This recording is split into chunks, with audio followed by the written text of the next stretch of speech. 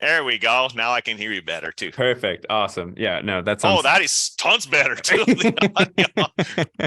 You're like, wait, now Will's voice sounds I gotta way use. better. Yeah, you sound more handsome now. I sound like I belong on the radio. Ooh, Um, welcome um, to Soil FM.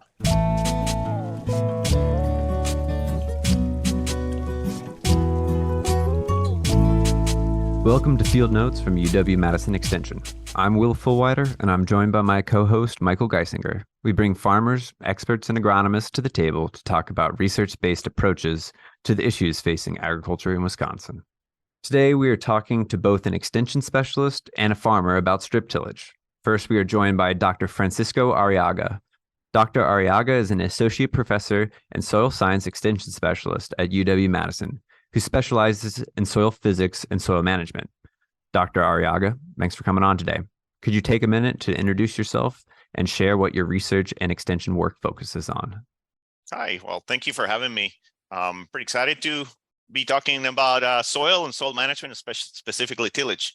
So my program, like you said, my training is in soil physics. I work in the area of soil management. So I like to say that the work that I do is to support the development of agricultural management practices, in particular things that affect soil physical properties to improve soil health, water quality, and sustainability.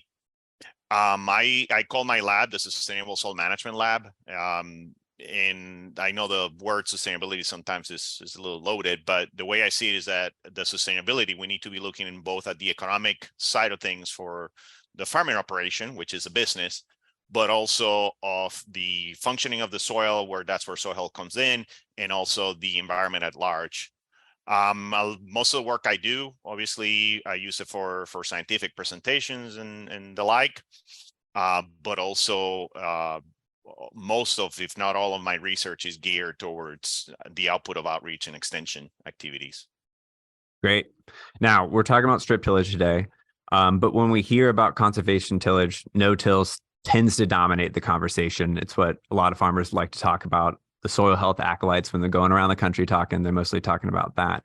But could you give us a little bit of an intro into strip tillage? You know, some farmers are out there doing it. For some people, it fits their systems. And, you know, what are kind of the advantages and disadvantages of it compared to other types of conventional or conservation tillage? Yeah, absolutely. And I think too, part of the scenario or things that we need to keep in mind is that there's no one size fits all, right? Sometimes even within an operation, different fields need to be managed differently. And so when we talk about conservation tillage, you're right. I think no-till, it's what dominates the conversation, just because it's sort of, to me, it's the one end of the range of the spectrum, where you're doing very little disturbance. Ideally, the only disturbance you're doing, it's with either applying any fertilizers or manure, and when you're planting seeding, you're putting that seed into the soil.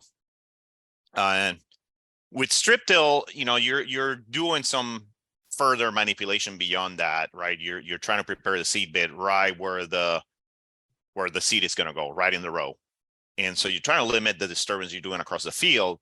One way that I like to think about strip till is that it's sort of kind of the best of both worlds, in that you have that strip where you're doing the tillage, you're trying to prepare a seed bed and kind of address certain issues there.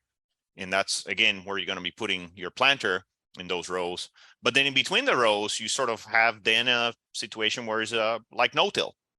So you're sort of gaining benefits from both, especially in our climate up here in the Midwest, where we can benefit a little bit sometimes, and depending on the conditions in the fields and so on and so forth in the year, from a little bit of tillage, right? I think when we talk about conservation tillage, the one thing I like to talk about to contrast it is the conventional.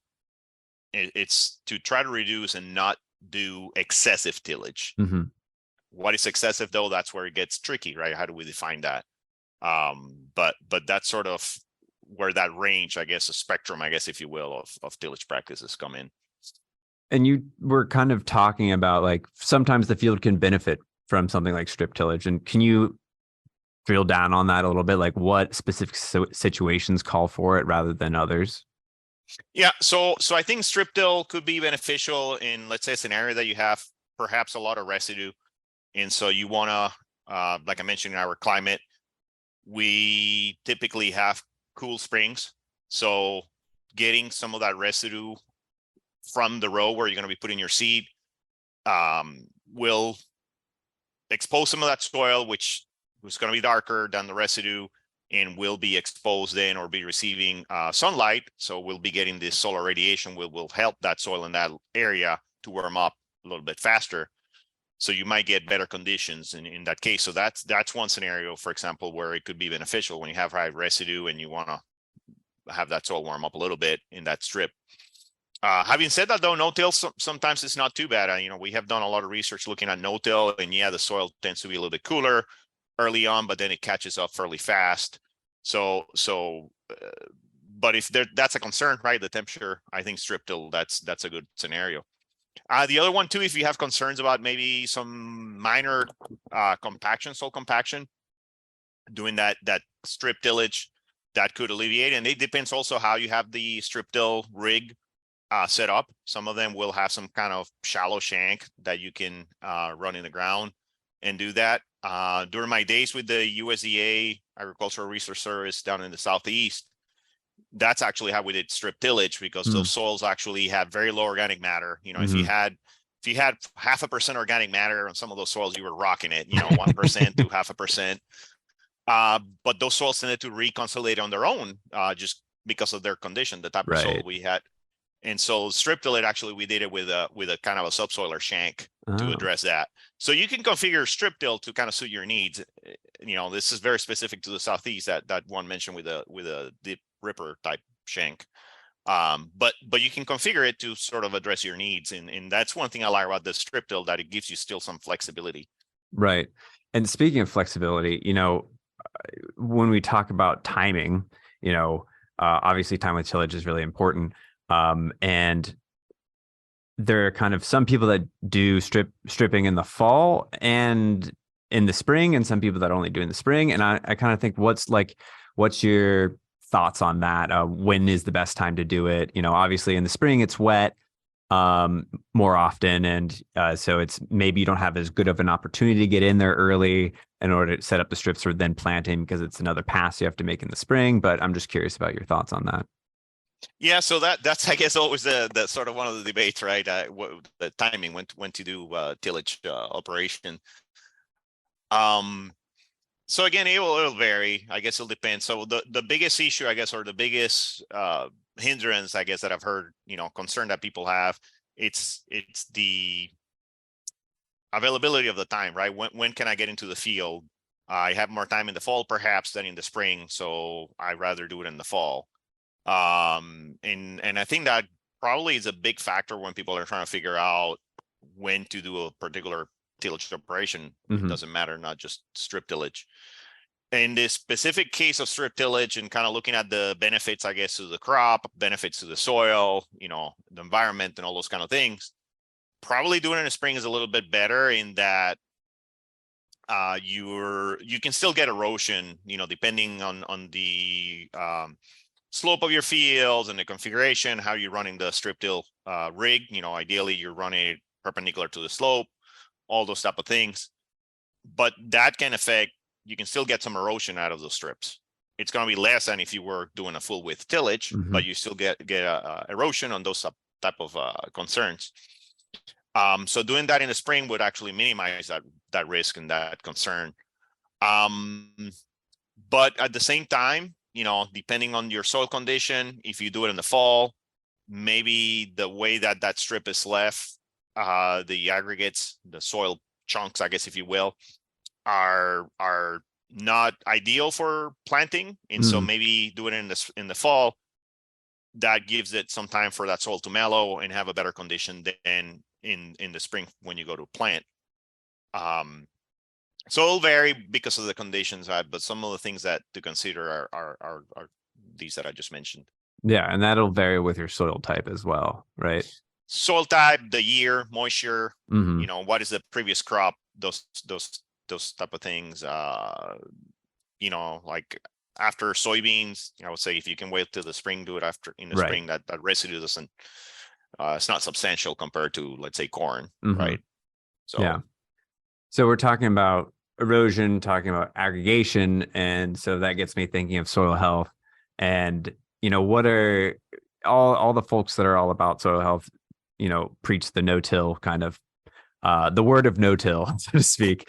And I'm curious, like, how does strip tillage fit within this, within kind of soil health, and what are the implications for strip tillage on soil health? Yeah. So I think strip tillage, like I said, it kind of gives you a little bit of good things from both worlds of full width tillage and also the no-till. So I think as far as soil health, it's a good system for soil health, right? You have the space between the rows. If you're planning on 30-inch spacings, you might have about 20 inches in between that. It's essentially a no-till scenario in your field, and then you have these other 10 inches within that row that it's still, and you're kind of creating a little bit better conditions. You're maybe injecting or trying to incorporate some fertilizer. I haven't seen this, but I'm sure somebody has done this, doing sort of strip till at the same time with they're applying manure, sort of like an injection type strip till manure injection kind of combo. I think that would be kind of a good setup to do. That's something we cannot dismiss here in the state, right? In Wisconsin, we have a lot of manure, and we need to manage that proper way. So injecting that into the ground is the best way. So as far as soil implication, I think it's good for the soil, right? It's going to be certainly better than full width tillage. It's going to be better than your chisel plow disc, even better than vertical tillage. In that regards, because you're disturbing less of the soil, and so it's going to promote aggregation. The way I like to think about soil health and aggregation, to me, go hand in hand. So the things that you can do to promote aggregation in your soil are going to help your soil health, because aggregates, the space between aggregates and the space between the soil particles, that's where those microbes, the fungi, the bacteria live, right? They live in aquatic environments, and that's where the water is held. That's where the water it's retained. And the bigger spaces, the bigger pores that are between the aggregates, that's also then what's going to help infiltration, recharge that profile, reduce runoff, reduce erosion. So I think, to me, you sort of getting the best of both worlds with the strip tillage, and as far as soil health, you still will see great benefits compared to like full width tillage. Right. Yeah, that makes sense. And since Michael is currently on a train and can't ask his question about nutrient management, I'm here to ask it for him. And as you were talking about the opportunity for incorporating manure into the strips, and are there does the strip tillage present you with, to expound upon that, more opportunities for incorporating that fertilizer? There are different ways to place it than you would have maybe in a no-till system. Yeah, so certainly you have an opportunity to band it, but inject it, in a band into the soil, and gives you some flexibility compared to a no-till scenario where we just either broadcast or just, you're basically relying then on the water, rainfall or irrigation, that water to soak in the whatever fertilizer or other material you're applying. And so with the strip till, sort of gives you another way of doing this. And I've seen some setups where the strip till, they might have a little drop down tube right behind they might have a shank or something right behind it to place whatever fertilizer or whatever material they're trying to put into the ground. I haven't seen much work, I guess, with liming and strip tilling, but it should help a little bit to incorporate into the soil relative to no-till. And it will vary. Again, like I said, the setups can be quite different, but yeah, it does certainly give you another opportunity, another tool in the toolbox to manage your fertility. Right. And when we're here at the end of May and I look at the forecast and there's no rain for the next 10 some days or more, not getting that rain for that granular fertilizer, that's not really going to do a lot for your crops there if we can't be, like you said, activated or push it down into the soil through that water. So something like this gives you more flexibility, as you mentioned. Correct. And if you apply it in the fall and you just broadcast and leave it on the surface, Right. then you have potentially a higher risk of losing it in runoff during the winter months. Right. So with this, you get in the soil and that risk will go down. Totally. Cool. Well, I mean, that's kind of all the questions that we had for you, Francisco. Do you have anything you want to add here, kind of at the end? No, I guess to wrap up again, like I said, I think strip till it's sort of an option that is very useful for Wisconsin. I think it's very viable. We have work looking at this mainly on corn for grain because we're looking at residue issues and nitrogen application rates, and strip till actually came as a very, very strong competitor as far as the cost and how the corn yield response behaved. And so I think that's something that we probably should do a better job at advocating and kind of keep researching and kind of promote as a system.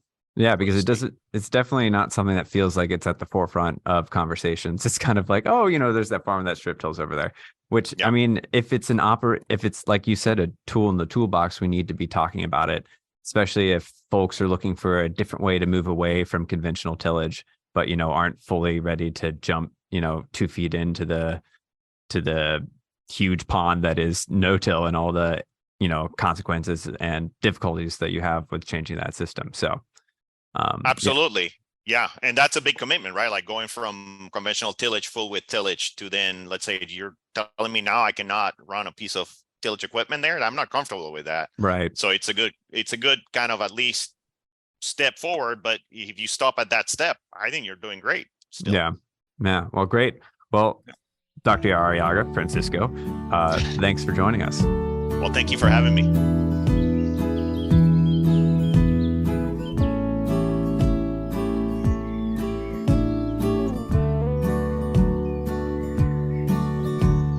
Next, we'll hear from farmer Sam Johnson as he talks about what strip tillage is like out in the fields.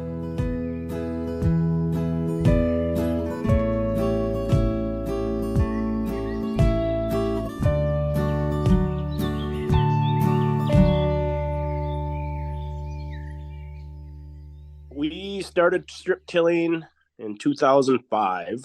Sam is a row crop farmer near River Falls, Wisconsin, and is active with the South Kinnickinnick Watershed Council. We rotate between beans and corn, and where we don't strip till, we plant oats in some bean fields. So then obviously we dig that a little bit, but no, we just found that with the erosion and stuff, we can get through, let's see, we don't erode as much with the strip tilling as when we plowed everything. You can get by with less waterways in your field. And kind of like, what was that decision process like? Were you just seeing that you had a lot of erosion on your fields after kind of doing more like heavy plowing tillage, and you're like, okay, we need to make a change here to, reduce that erosion? Or were you thinking, okay, this is something new, we might as well try it?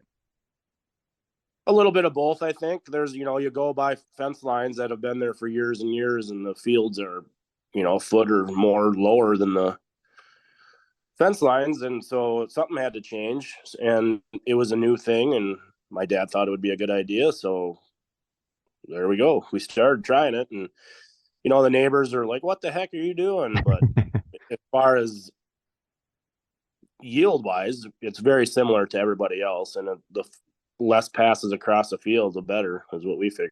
So where did you end up getting that equipment, and kind of like, what was the process of choosing the implement that you ended up getting?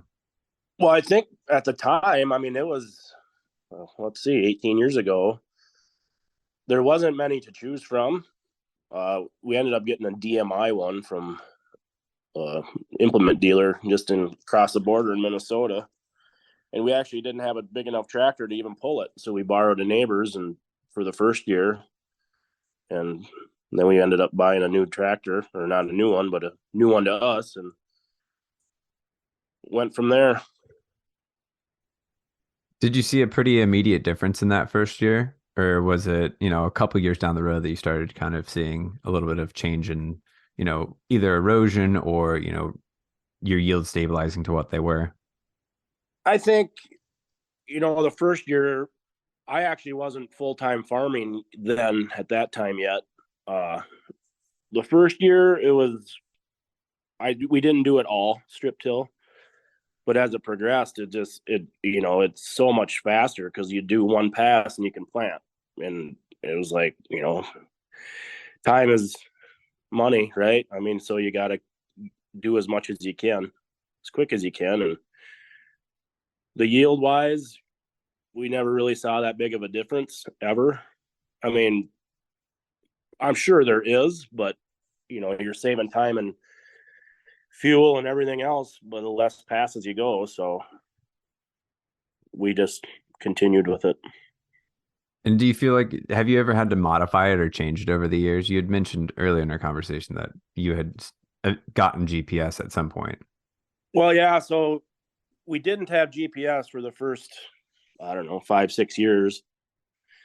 And then I was doing the spraying and I was noticing, like, when you'd go around a corner or if you'd get off the row a little bit, the beans or corn or whatever it was probably 6 inches shorter than the stuff that was actually in the row.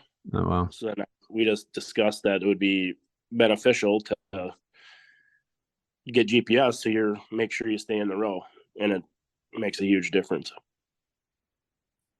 Kind of like following up on that staying in the row idea, are you all, when you do your row creation with the strip till, are you choosing the same spot year after year?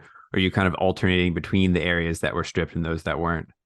No, for the compaction, we use the same lines. Like, I mean, I know there's fields on there from the first year that we did it that we still use the same line.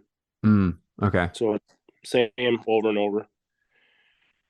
Would you say that's pretty typical for people that are strip tilling, or? I don't know. There's people around us that do like no-till, like they'll go no-till their beans in between the corn rows and then vice versa the next year. But there's one other farmer a little north of us that I can think of that strip tills. Otherwise, nobody really does it.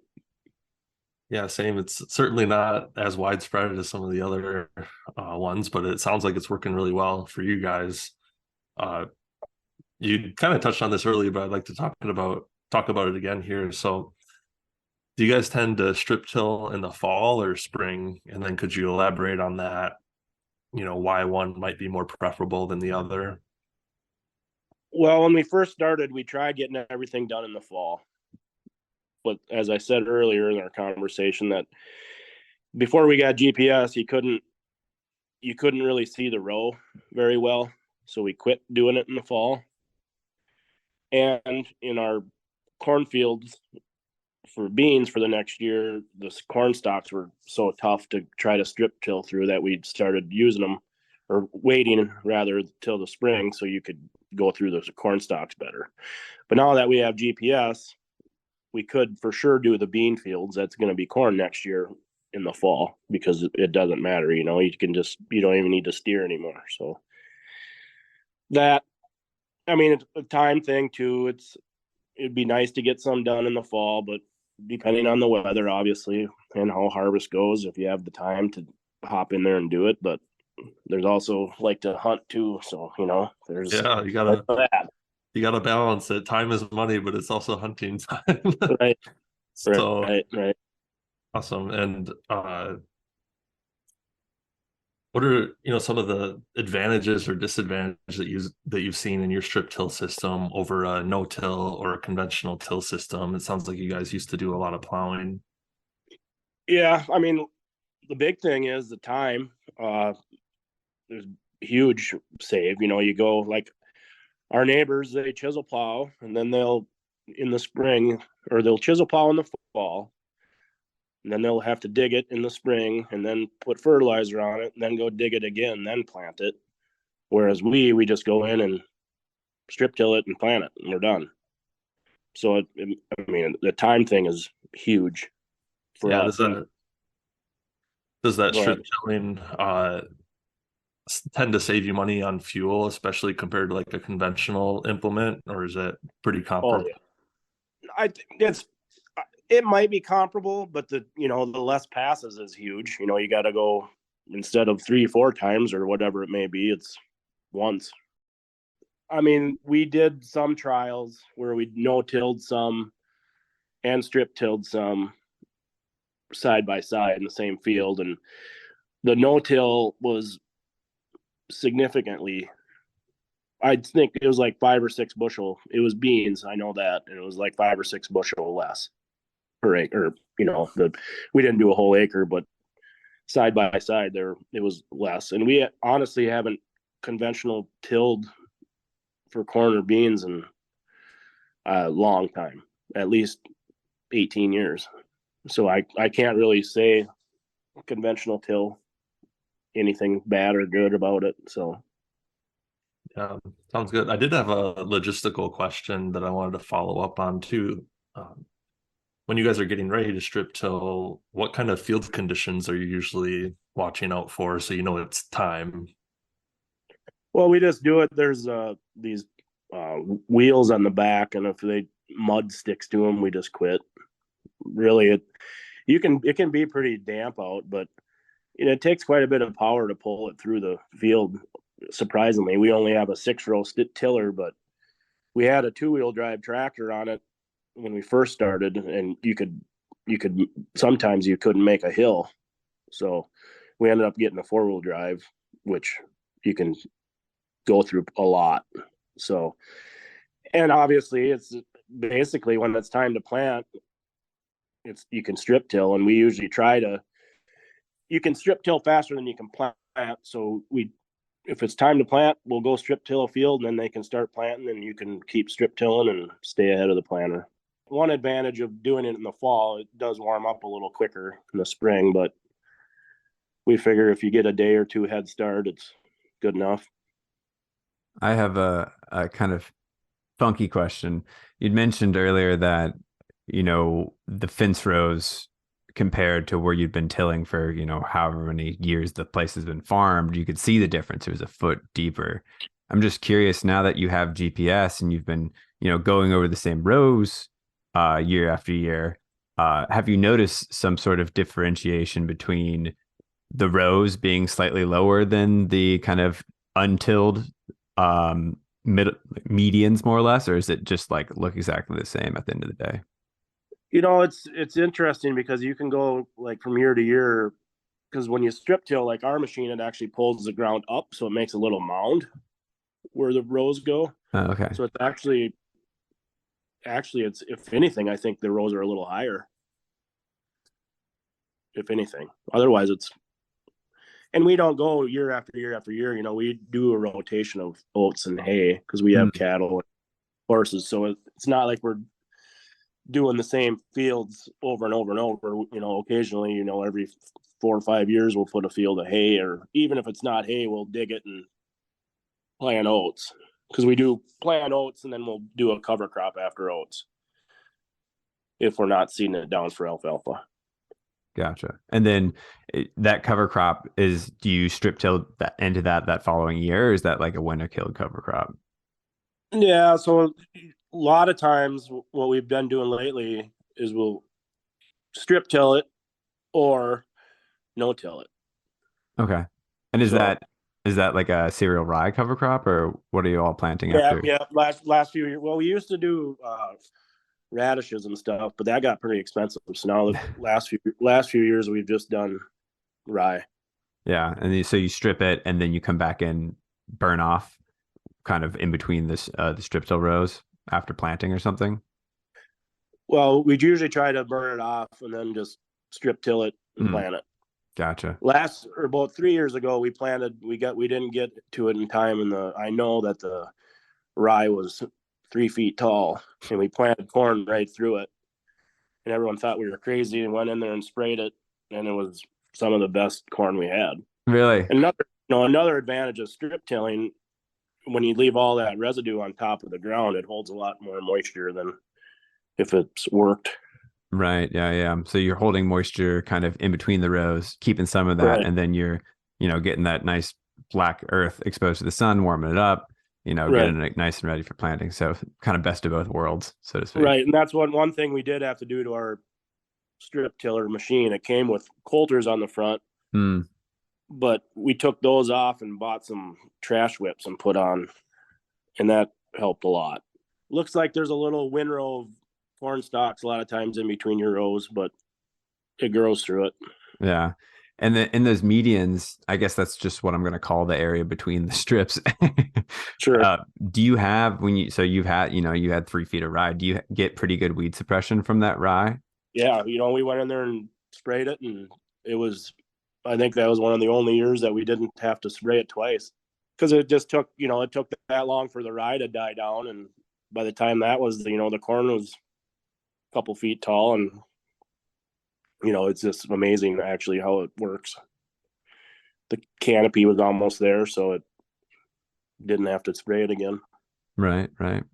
Well, sounds like you've had a lot of good experiences with strip tilling, and what would you say is a little bit of advice for someone that would want to try it? Like my dad always says, you don't know unless you try. And it's hard because it's a big investment unless you can find a neighbor or somebody that has one to try it. But I don't remember how much this one cost, but it's a big chunk, and ours is getting pretty old, and we've been looking at new ones now, and there's a lot different, more companies that have them, and you can demo them. So, I mean, there's that. If you wanted to try it, demo it. The big thing is too, if you don't have GPS, you got to be awake when you got to pay attention, because if you miss the row, it's just like no tilling. So, and it's a big difference if you miss it, but it's worth a shot. It saves you fuel, it saves you time. I'd give her a whirl. Sounds like pretty good advice to me. Give her a whirl. We hear it straight from Johnson by River Falls. So I'd like to thank you, Sam, for taking some time to be on the episode today. Appreciate that. Yeah, no problem.